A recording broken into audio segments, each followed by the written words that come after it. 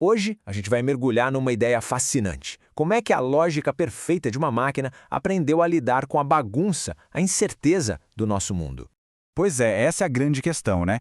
Como que um computador, que só entende 0 e 1, preto e branco, consegue sacar conceitos tão humanos como, sei lá, um pouco quente, meio rápido ou muito alto? A resposta, como a gente vai ver, está numa forma completamente diferente de pensar. Ok, então vamos lá. Para a gente entender a solução, primeiro a gente precisa dar um passo atrás e entender a base de como um computador, bom, funciona. E tudo começa com o que a gente chama de máquina lógica. Pensa só, no coração de qualquer computador, de qualquer celular, o que existe é código. E é uma linguagem de lógica absoluta. É tudo binário, verdadeiro ou falso, ligado ou desligado. Não tem espaço nenhum para um talvez. E é justamente essa lógica super precisa e estruturada que serve de base para toda a tecnologia que a gente usa no dia a dia, sabe, do nosso trabalho ao nosso lazer. O nome técnico para essa linguagem toda é lógica simbólica. Mas, de forma bem simples, é o jeito que as máquinas usam símbolos para seguir regras bem rígidas e chegar a conclusões. É um processo de raciocínio, sabe, que não deixa nenhuma margem para dúvida. Beleza, mas só ter regras não adianta, né? Como é que uma máquina pega essa montanha de informação e organiza tudo de um jeito que seja útil de verdade? Bom, o primeiro passo é o que chamam de representação do conhecimento. A máquina precisa, tipo de um mapa, uma estrutura mesmo, para conseguir categorizar e entender como um dado se conecta com o outro. Tá, mas e quando o problema é gigante, super complexo? Aí entra uma das estratégias mais inteligentes, a famosa dividir para conquistar. A ideia é simples, você pega um problemão e quebra ele em pedacinhos bem menores, muito mais fáceis de resolver um por um. E no fim das contas, todos esses dados são organizados em estruturas bem complexas, como essa árvore que a gente está vendo. Para quê? Para que a informação seja encontrada e usada numa velocidade e com uma eficiência assim, incríveis. É um sistema que parece perfeito, um mundo de ordem absoluta. Só que, e é aqui que a coisa muda de figura, o mundo real, o nosso mundo, não é nem um pouco organizado assim, né? Pensa numa pergunta que parece boba. O que exatamente define uma pessoa como alta? Será que existe uma altura exata, cravada no milímetro, onde uma pessoa deixa de ser média e vira alta? Então, para um computador clássico, a resposta teria que ser sim. A lógica dele precisa de uma linha de corte, um ponto final. Se o limite for, digamos, 1,75 m, então alguém com 1,74 e 9 é não alto. E com 1,75, pronto, virou alto. Não existe o meio alto, o quase lá. E foi exatamente para resolver esse tipo de impasse que desenvolveram uma nova forma de pensar.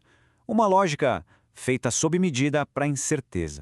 E aqui está a virada de chave, a diferença fundamental. Olha só. À esquerda, a gente tem a lógica clássica. Ou se é 0% alto, ou é 100%. É uma fronteira dura, rígida. Agora, à direita, aí entra a lógica fuzzy. A transição é suave. Uma pessoa pode ser 20% alta, 60% alta, 95% alta. É um espectro, entende? Contínuo. A ideia principal por trás disso é a tal da função de pertinência. O que ela faz? Em vez de perguntar sim ou não, ela pergunta o quanto. Basicamente, ela mede o grau em que alguma coisa pertence a uma categoria, sempre numa escala de 0 a 1. Ok, a ideia é genial, mas como isso funciona na prática? Como isso vira um sistema de verdade? Funciona mais ou menos assim, ó. Um sistema fuzzy pega uma informação super precisa, tipo, a temperatura é de 23,7 graus. Aí ele aplica regras que são mais humanas, mais imprecisas, tipo, se a temperatura está meio quente, então aumenta um pouquinho o ventilador. E no final, ele traduz isso numa ação precisa, concreta, aumentar a velocidade do ventilador para 40%. É essa mágica, sabe? Usar regras que parecem vagas para conseguir um resultado super preciso. Esse processo todo tem 3 passos principais. Primeiro, a fusificação. É aqui que o dado exato, tipo a temperatura, vira um termo fuzzy, como 60% quente. Depois vem a inferência. O sistema olha para as regras que ele tem, tipo se está quente, então aumenta o ventilador. E por último, a defusificação, que é quando o sistema pega essa conclusão fuzzy e traduz de volta para uma ação concreta e precisa, como ajustar o ventilador em 40%.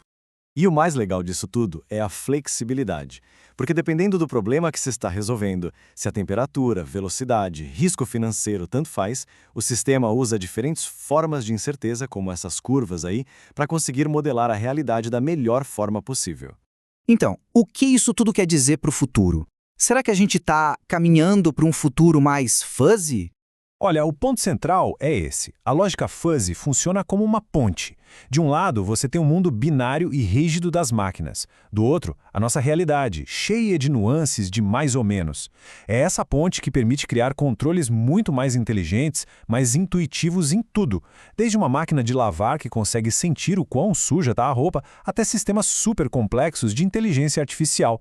E isso é super importante de entender. Fuzzy não quer dizer vago ou errado. Pelo contrário, é uma ferramenta matemática super precisa e rigorosa, feita para gerenciar informações que são, por natureza, imprecisas. E isso tudo deixa a gente com uma última reflexão, né? Se as máquinas já conseguem processar e, de certa forma, até entender a incerteza, o que isso significa para o futuro da inteligência artificial e para a nossa própria interação com ela? Fica a pergunta: qual será o próximo passo?